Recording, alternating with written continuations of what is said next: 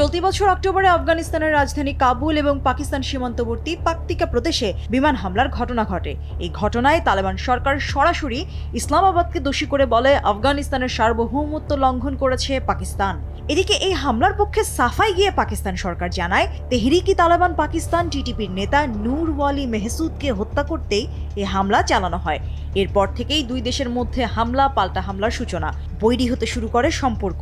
এই সংঘাতে শুধু পাক আফগান নিরাপত্তা ও স্থিতিশীলতাই নয়, হুমকিতে পড়েছে দক্ষিণ এশিয়ার সার্বিক পরিস্থিতি।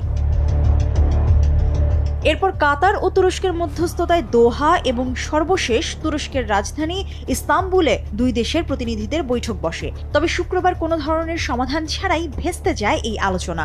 আন্তর্জাতিক গণমাধ্যমের তথ্য মতে টেবিল ছেড়েই পাকিস্তানের পথে রওনা দেয় পাক প্রতিনিধি দল। এদিকে আলোচনার এমন অচল অবস্থার জন্য তালেবান সরকার এককভাবে দোষারোপ করেছে ইসলামাবাদকে। তালেবান সরকার মুখপাত্র জবিউল্লাহ মুজাহিদ এক বিবৃতিতে জানান, পাকিস্তানের কাছ থেকে বাস্তবসম্মত এবং বাস্তবায়নযোগ্য সমাধানের আশা দুরাশা স্বরূপ। কাণ্ডজ্ঞানহীন এবং অসহযোগিতামূলক আচরণের কারণেই ভেস্তে গেছে সমস্ত আলোচনা। জাবিউল্লাহ আরও বলেন, বৈঠকে পাকিস্তান এবং আফগানিস্তানের যত ধরনের নিরাপত্তা ইস্যু আছে তার সবই আফগান সরকারের উপর চাপিয়ে দেয়, কিন্তু নিজেদের দায়িত্ব নেয়ার বেলায় চরম অনাগ্রহ প্রকাশ করে পাক প্রতিনিধি দল।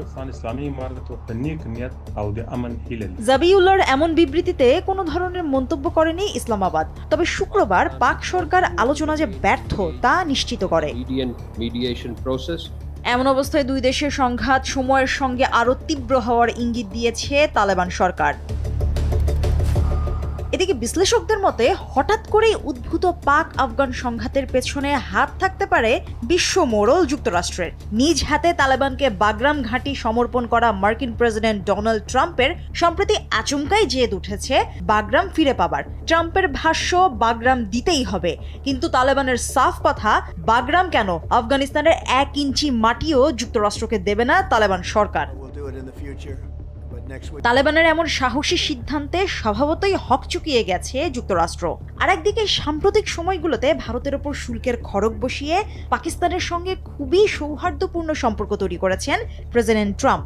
আন্তর্জাতিক বিশ্লেষকদের মতে সোজাভাবে বাগরাম ফেরত পাবার কোনো আশা নেই, আবার মধ্যপ্রাচ্যের কোনো সংঘাতে সরাসরি জড়ানোর কোনো ইচ্ছাও নেই ওয়াশিংটনের। তাই ইসলামাবাদ কাবুলের মধ্যে দ্বন্দ্ব বাঁধিয়ে হয়তো বাগরামে পুনরায় পূর্ণ কর্তৃত্ব প্রতিষ্ঠা করতে চাইছে ওয়াশিংটন।